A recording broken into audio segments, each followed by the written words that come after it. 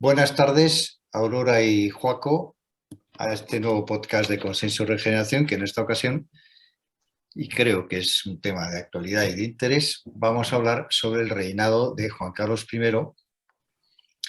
y vamos a hacerlo, hacer un balance, ¿no?, de su reinado. Para eso vamos a hablar con toda la libertad y la tranquilidad entre nosotros tres.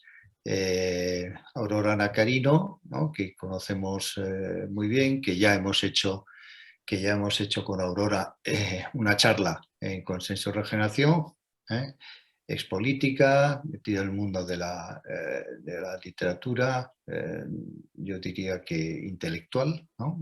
Una intelectual española. Eso no me lo dices en la calle, Joaquín. Bueno, yo te digo eso en la calle, hombre, lo que no te voy a decir en la calle es nada malo, porque nada malo te voy a decir nunca en mi vida.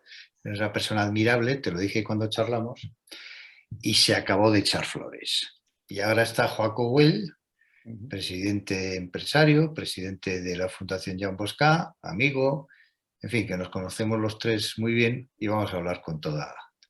Bueno, son tres generaciones, una persona muy joven, otra persona de mediana edad y otra persona vieja. Joaco, lo siento, pero tú no eres el joven.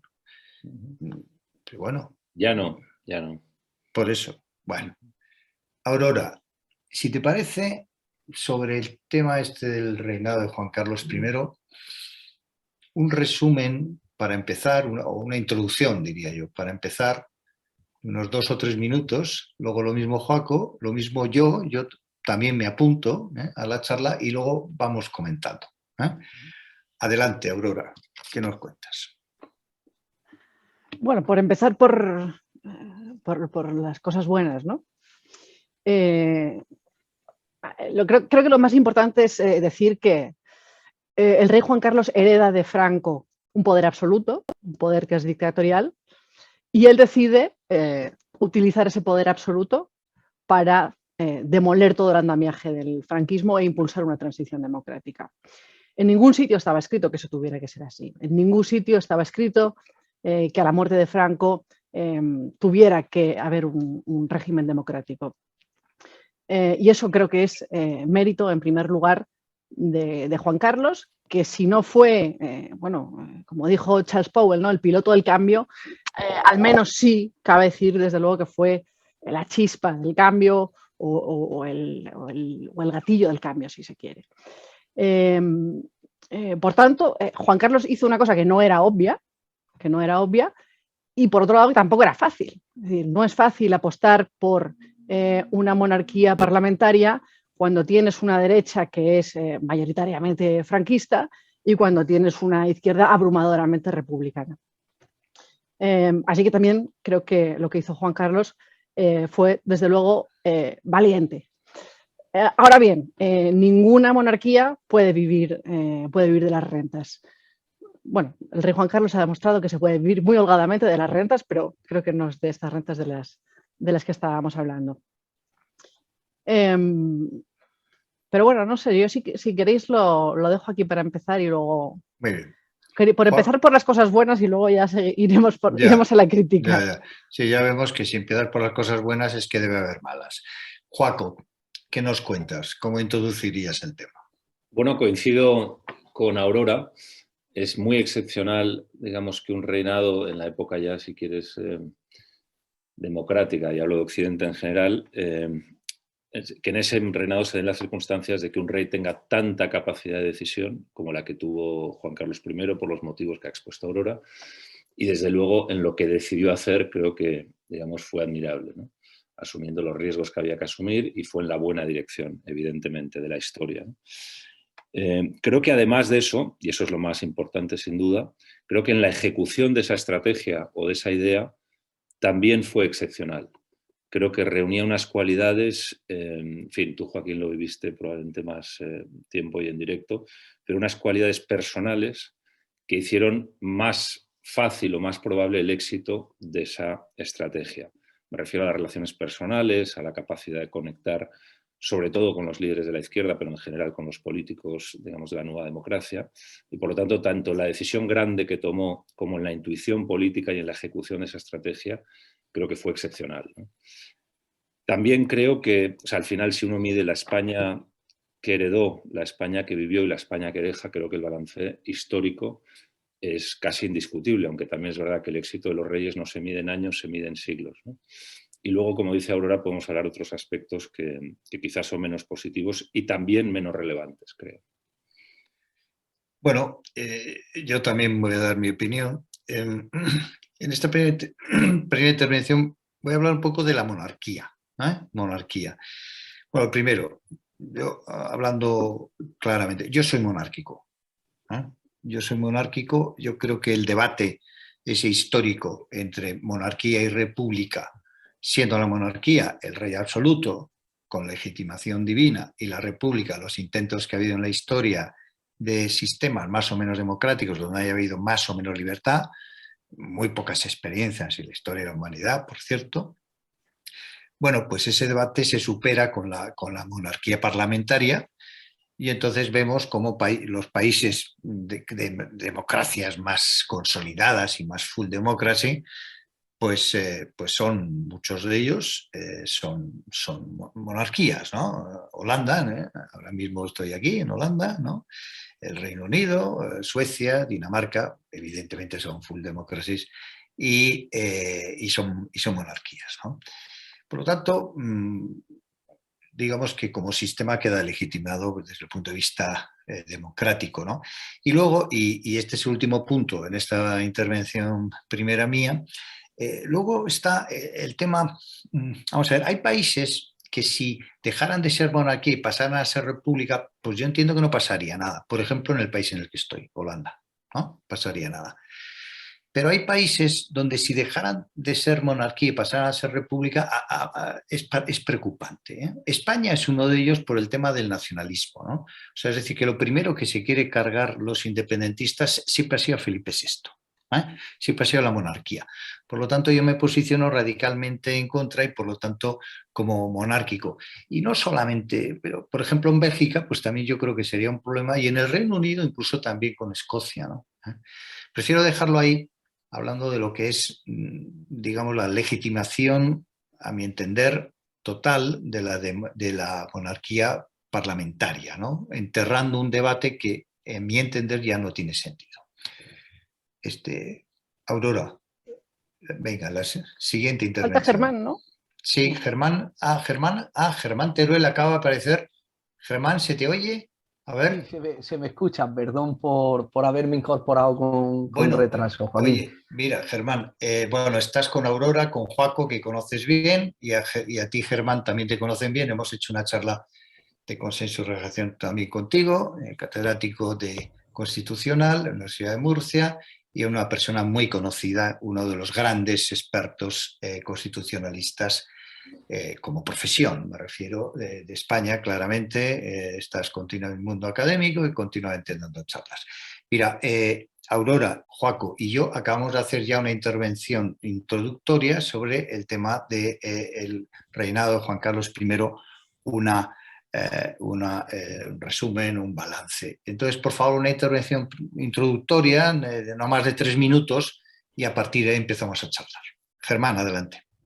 Muchas gracias, Joaquín.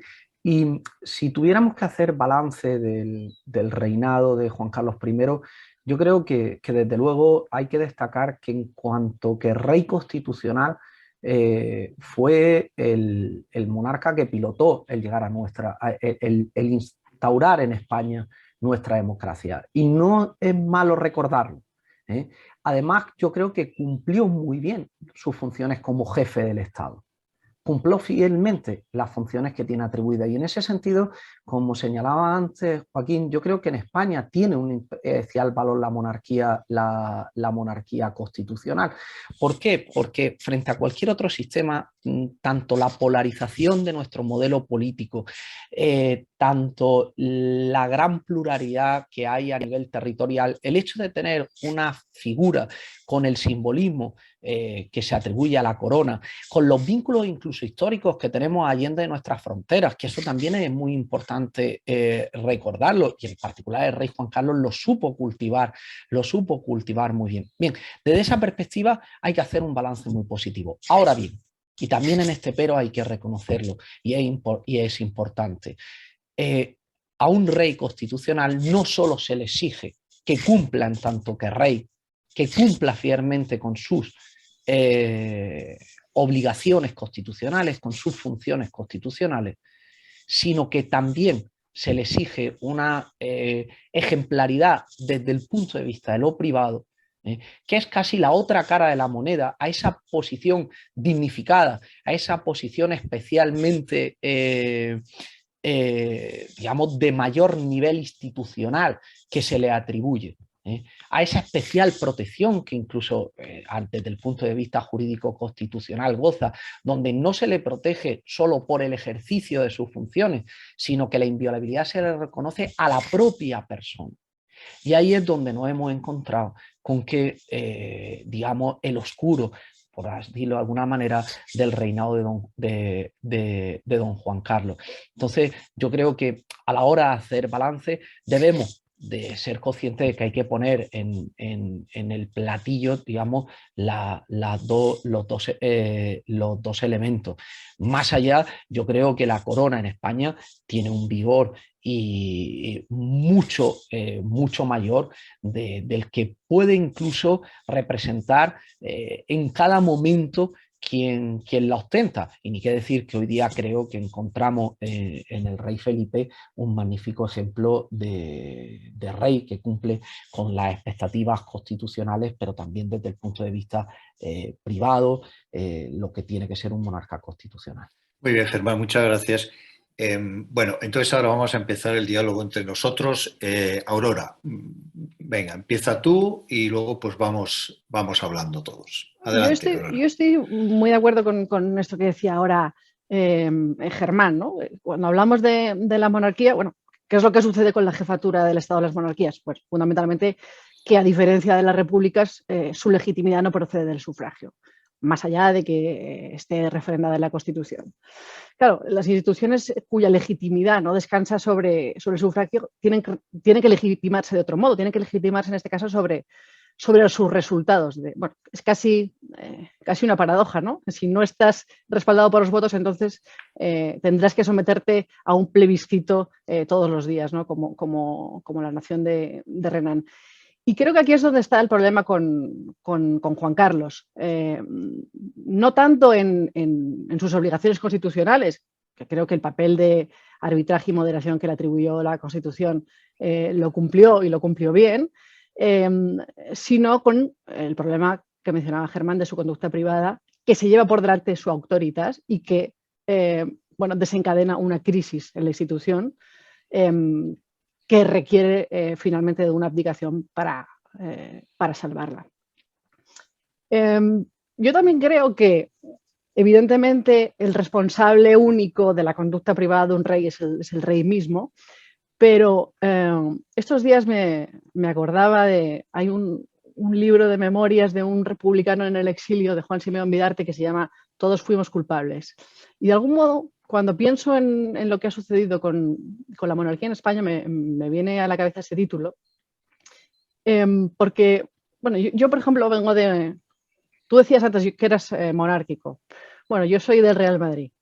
Y luego intentaré explicar por qué no creo que se pueda ser monárquico o republicano como uno es del Real Madrid o de cualesquiera de esos otros equipos de los que es esa gente tan rara que no es del Madrid. Pero yo vengo de una familia progresista. Yo recuerdo que en mi casa aprendí muy pronto que defendíamos la monarquía porque éramos de izquierdas. Puede parecer una paradoja, pero mi padre sostenía que los antimonárquicos eran los fachas. Los que consideraban, los nostálgicos de Franco, que consideraban que el rey era un traidor. Pero claro, eso de ser progre y ser monárquico no encajaba muy bien. Entonces nos inventamos aquella cosa del juancarlismo. No éramos monárquicos, éramos juancarlistas. Era la forma cuca de conciliar el republicanismo de corazón con la defensa de la monarquía. Y eso fue un error garrafal, porque si tú sostienes la legitimidad de una institución en una persona, si esa persona te falla, se te cae toda la institución abajo.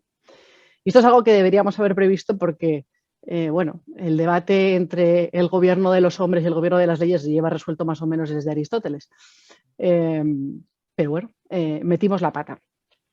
Entonces yo creo que lo que mejor podemos hacer para defender la monarquía parlamentaria es rehuir del felipismo. Lo mejor que podemos hacer por Felipe VI es rehuir del felipismo y defender la monarquía parlamentaria sin complejos, pero desde una óptica que yo me atrevo a llamar accidentalista.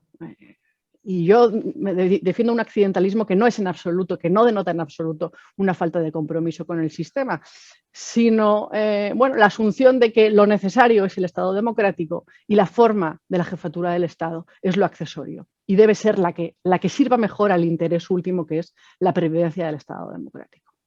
Es decir, uno no es monárquico o republicano como si es del Real Madrid, sino, bueno, se defiende la jefatura del Estado en tanto que sirva a la continuidad del Estado democrático. Por eso yo defiendo la monarquía parlamentaria, porque creo que ha servido para poner en pie el periodo de la historia de España de mayor libertad, de mayor prosperidad y de mayor estabilidad. Muy bien, Aurora. Joaco. Sí, estoy muy de acuerdo con lo de Aurora. De hecho, iba a evocar esa idea del juancarlismo, ¿no? Que también era la forma que tenía cierta izquierda de, en el fondo, escatimar la legitimidad de la monarquía, pero defender a Juan Carlos por el papel que había tenido, ¿no? Claro, digamos, hay que separar con toda claridad al individuo de la institución. De hecho, de alguna forma, la institución es lo contrario al individuo, ¿no? O sea, es lo que trasciende al individuo, lo que perdura e incluso acepta los fallos del individuo, ¿no? Y claramente en la monarquía eso es muy complicado. Eso es muy complicado. Porque exige una crisis grave como fue la abdicación, que se hizo francamente bien, por cierto, con una izquierda que todavía quiso facilitarla, pero digamos que eso es muy difícil. O sea, preservar esa separación entre el individuo, que es falible, y la institución en la monarquía es particularmente complicado por todo lo que habéis explicado antes, porque no está sometida al sufragio y demás, ¿no? Pero eso es esencial. Por lo tanto, completamente de acuerdo con Aurora en que no podemos caer en el felipismo, ¿no? Y ese exceso, lo digo un poco, digamos, como hipérbole, ¿no? Pero el exceso de virtud de Felipe, que es impecable, es un recordatorio permanente de hasta qué punto la legitimidad de la monarquía como institución depende de su ejemplaridad como individuo, ¿no? Y ese es un camino peligrosísimo. Yo diría que es una, digamos, casualidad cósmica que en un régimen que se rige por la genética tengamos un rey como Felipe VI, ¿no? Es una cosa, digamos, completamente extraordinaria. Si hicieras, encargaras a un headhunter entre todos los españoles, tráigame usted los 10 mejores para hacer de rey, probablemente sería Felipe VI. Y sigo con la hipérbole, pero quiero decir que realmente dependemos en exceso del individuo, ¿no? Eso por una parte. Por otra parte, si nos ponemos, digamos, en la amenaza real a la monarquía, digamos, cuando antes decía que Juan Carlos había gestionado muy bien la relación con los dos posibles enemigos de la monarquía a priori, que eran la izquierda y los nacionalismos periféricos, yo creo que eso fue notable, ¿no? O sea, su relación personal con los distintos Lendakaris, con Jordi Pujol, etcétera, y con casi toda la izquierda, incluida el Partido Comunista, fue extraordinario, ¿no? El riesgo actual, ¿cuál es? Creo, pues básicamente que una izquierda, digamos, en el fondo coherente con su pulsión republicana, que por cierto intelectualmente se defiende sin ningún problema, y quizá oportunista en lo político a corto plazo, amenace, digamos, a la monarquía, ¿no?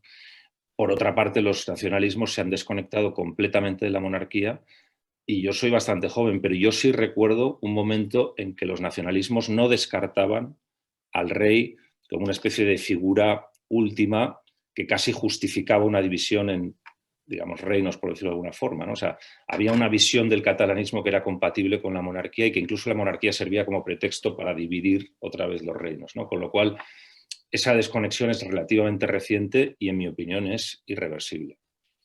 Es muy interesante lo que decís.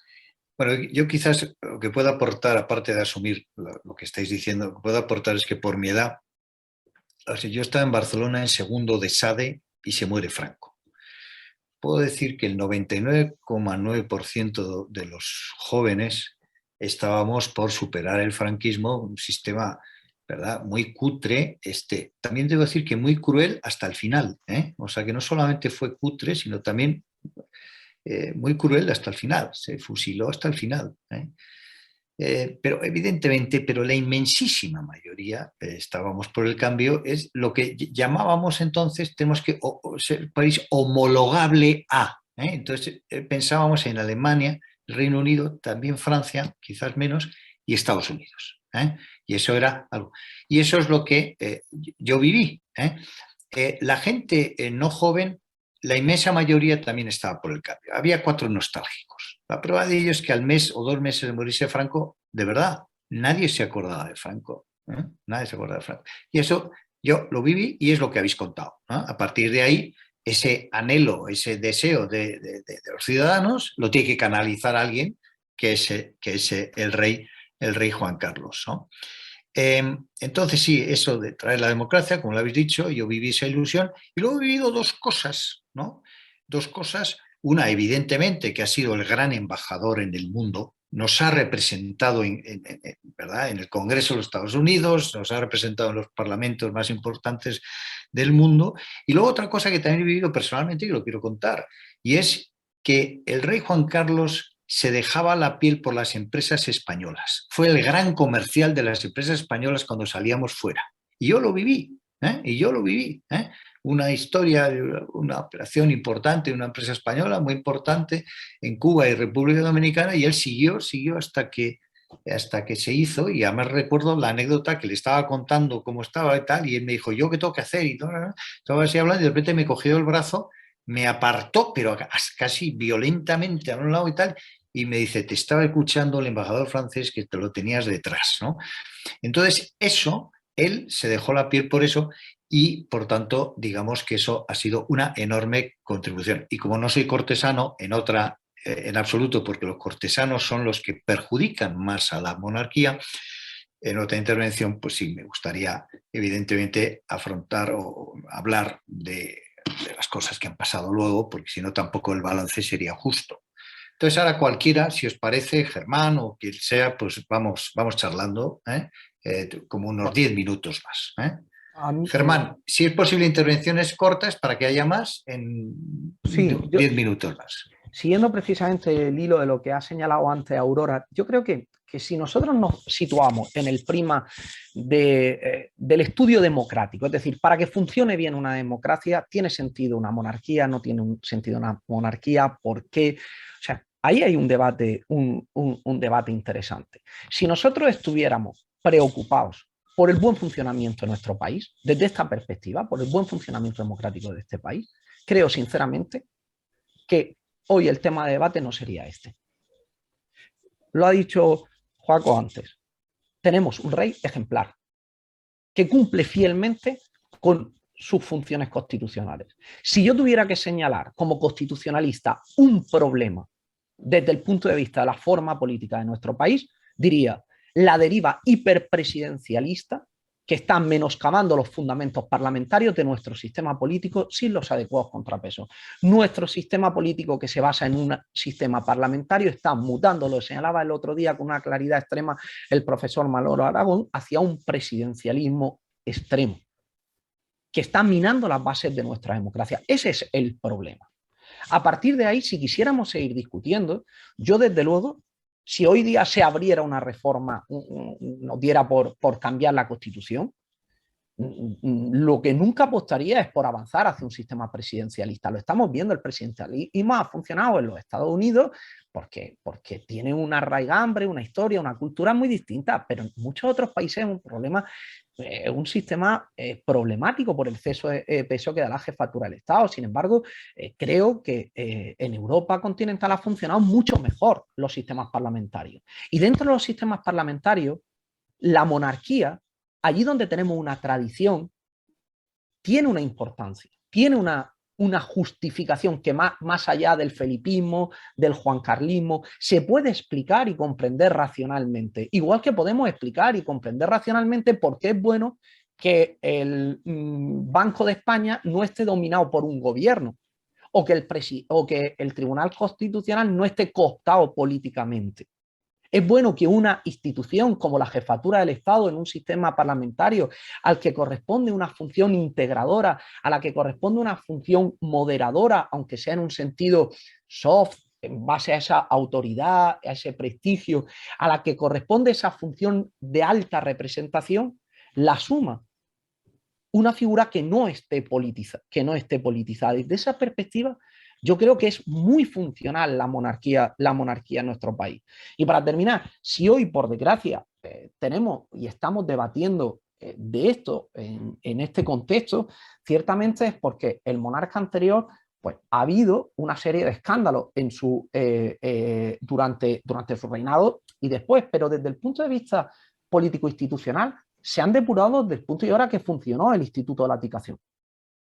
Y eso produce una depuración institucional, que es difícil, por supuesto, que ha puesto al rey Felipe en una situación comprometida, por supuesto, pero ha funcionado ese mecanismo político constitucional. Yo estoy de acuerdo, Germán, pero imagínate que, digamos, que la ejemplaridad del rey Felipe no fuera la que es, ¿no? O sea, la presión brutal a la que está sometido.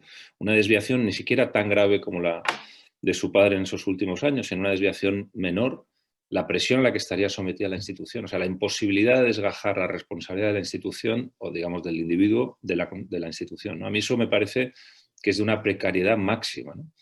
Y dependemos al final de la conducta de un individuo que, te digo, que realmente es extraordinario, o sea, hasta en lo personal, hasta en lo más convencional, familiar, o sea, todo es impecable, ¿no? Es decir, me parece un exceso de presión. Por eso, claro, pero es que de ahí la importancia, por ejemplo, de la educación del príncipe, en este caso de la princesa. Es decir, porque, digamos, en ese anacronismo de que haya una única persona que no podemos depurar por los procedimientos democráticos, es verdad que no ejerce una función política en sentido estricto, pero que no podemos depurar, claro, tiene un peso extraordinario sobre sus espaldas, pero es que para eso es el rey, para eso ha sido educado como rey. Digamos, ese es el valor que también yo creo que aporta una monarquía. O sea, yo cuando veo la educación de la princesa, pues me siento también muy orgulloso. Es decir, creo que se está siguiendo bien el camino. Por supuesto, si luego hay un fallo, pues por desgracia no hay casi que otro mecanismo constitucional, dependiendo de la gravedad, que la abdicación. Y ese es el problema, y es que lo decían los ingleses, ¿no? La expresión, el rey no puede hacer nada malo, no era casi una presunción, es que el rey no puede hacer nada malo, por eso es intocable. Claro, eso es un peso grandísimo, porque si nosotros hacemos algo malo nos llevan a los tribunales, ¿no? Y al rey no lo podemos llevar a los tribunales. Germán, yo también quisiera poner el rey Felipe VI, sí, la palabra de Joaco yo creo que es la mejor, es impecable, ¿no? Quiero recordar el papel del rey Felipe VI y la declaración que hizo tras el golpe de Estado en Cataluña. Eso subió la moral de los españoles, que en aquel momento la teníamos en el suelo. Que en aquel momento la teníamos en el suelo. Entonces, eso muy importante. Oye, bueno, Aurora, habla tú ahora otra intervención, porque luego os quiero hacer alguna pregunta muy concreta, ¿no? Sobre ya temas entrando más en detalle, pero que son temas que están ahí, ¿no? Y yo quisiera hacer esa pregunta. Pero, Aurora, venga, otra intervención y luego os hago algunas preguntas para que nos mojemos todavía más. No, yo por volver un poco al tema de la necesaria ejemplaridad del rey. Bueno, ese es el precario equilibrio de la institución, yo creo, ¿no? Que la institución sea de carácter hereditario y no esté sometido a sufragio tiene algunas ventajas.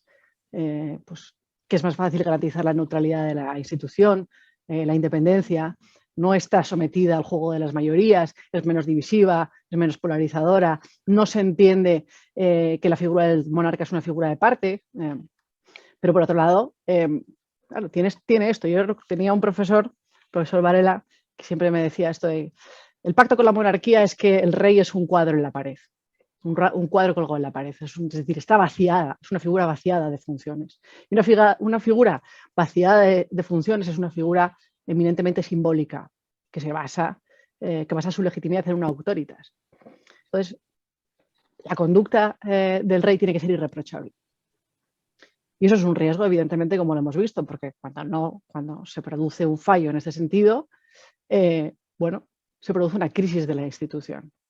Nosotros la hemos resuelto mediante el mecanismo de la abdicación, pero es un problema que siempre va a estar ahí.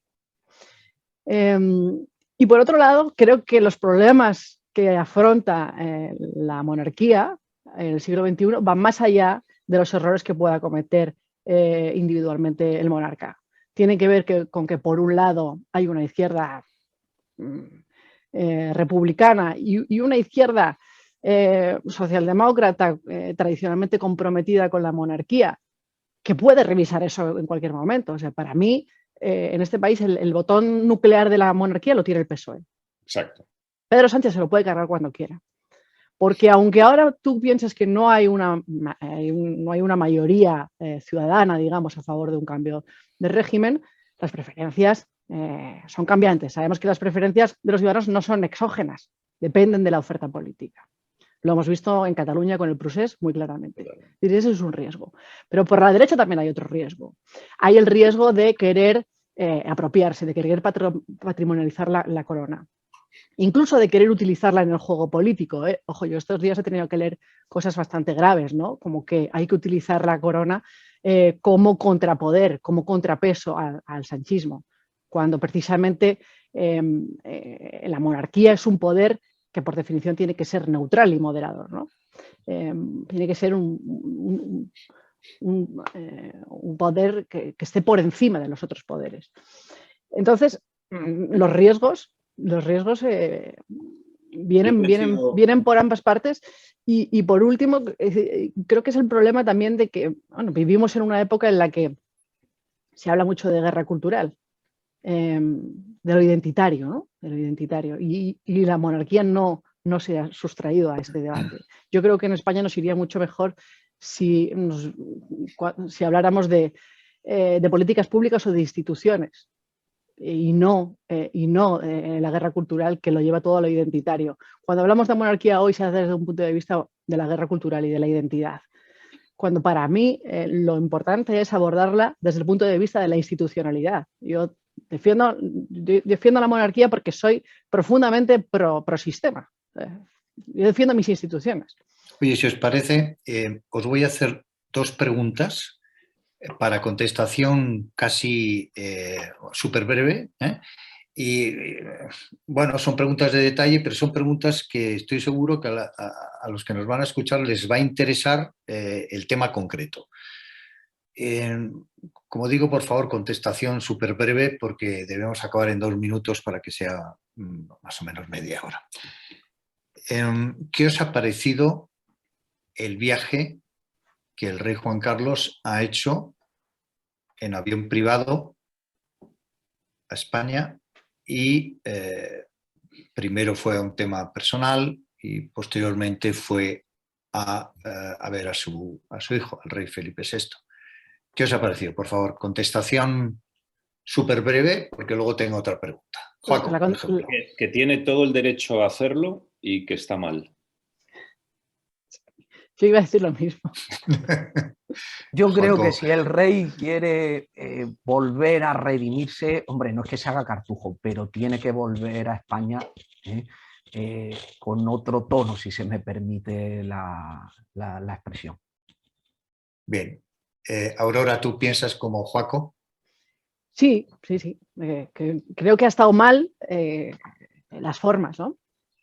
La ostentación, digamos, si se quiere. Vale, yo opino como vosotros, ¿eh? O sea, que 4 personas que estamos de diferente manera, pero defendiendo la monarquía parlamentaria y con igual idea sobre Felipe VI y con me da la impresión, igual de idea también sobre Juan Carlos I y su reinado, opinamos que este viaje está mal. Segunda y última pregunta. ¿El rey debe vivir en España? Y si la respuesta es sí, ¿debe vivir en la Zarzuela, su casa? Aurora, dispara tú. Hombre, yo preferiría que no viviera en una petromonarquía, sinceramente. Me parece que tiene todo el sentido que el rey regrese a España y viva cerca de su familia y lleve una vida razonablemente discreta. Cerca de su familia, amiga Aurora, es en la Zarzuela. No, pero cerca de su familia. Has visto que yo... En fin, cerca de su familia, o sea, que contestas, pero al 90%. Te No, queda el no, 10%. ¿Vive no, en la yo- zarzuela, sí o no? no, Venga, no, Aurora. no. No, vale, pues ya está. ¿Eh? Germán, venga, Yo creo que no. contestación telegráfica. ¿Debe Sí. vivir aquí? Y si sí, en la zarzuela. Yo creo que sí, que debe volver a España, pero debe hacerlo con una posición muy discreta. Eso no quiere decir enclaustrado, porque creo que sería bueno que el rey vuelva a generar afectos con la sociedad, pero debe de hacerlo fuera, digamos, del circuito institucional. Y yo creo que ahí el rey Felipe ha hecho bien marcando las distancias. Es decir, Es decir, no en la zarzuela, Germán. no en la zarzuela, sin Vale. el sueldo que le habría correspondido, es decir, fuera del Ya. ámbito Joaco. institucional. Pues yo Joaco. llevo tiempo empujando un proyecto que no cuaja, no me hace caso nadie, y el último será el rey Juan Carlos, que es el proyecto Yuste. O sea, yo creo que el rey debería irse a Yuste a pasar los últimos años de su vida y que debería ver a su familia pues, los martes o los jueves, llevar una vida discreta y austera, pero como he dicho antes, tiene derecho a hacer lo que le dé la gana, o sea que, y lo hará. Y desde luego no en la zarzuela.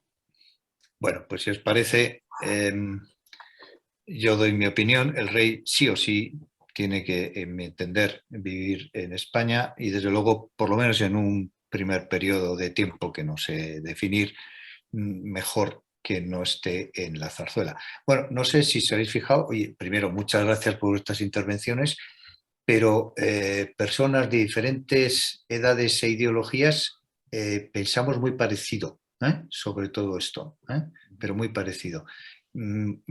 Tampoco lo he buscado, porque precisamente lo que he tratado es, bueno, gente diferente con determinadas diferentes generaciones para ver diferentes puntos de vista, pero la verdad que se puede decir que los cuatro hemos opinado muy parecido, muy parecido. Bueno, yo creo que ha sido muy interesante, creo que va a interesar esta toma de posición.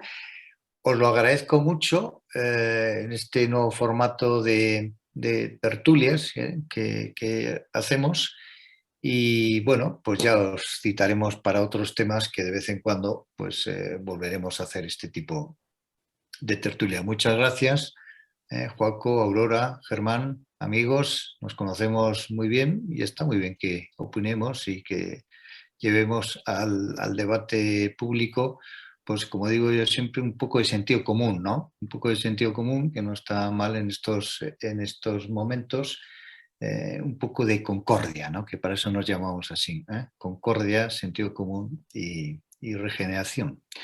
Y también regeneración pues tiene que ver con lo que hemos hablado, ¿no? Cuando se habla de Yuste, pues sí, tiene que ver un poquito con la regeneración. Muy bien, oye, muchísimas gracias y un abrazo a todos y hasta la vista. Un abrazo. Gracias, Joaquín. Adiós.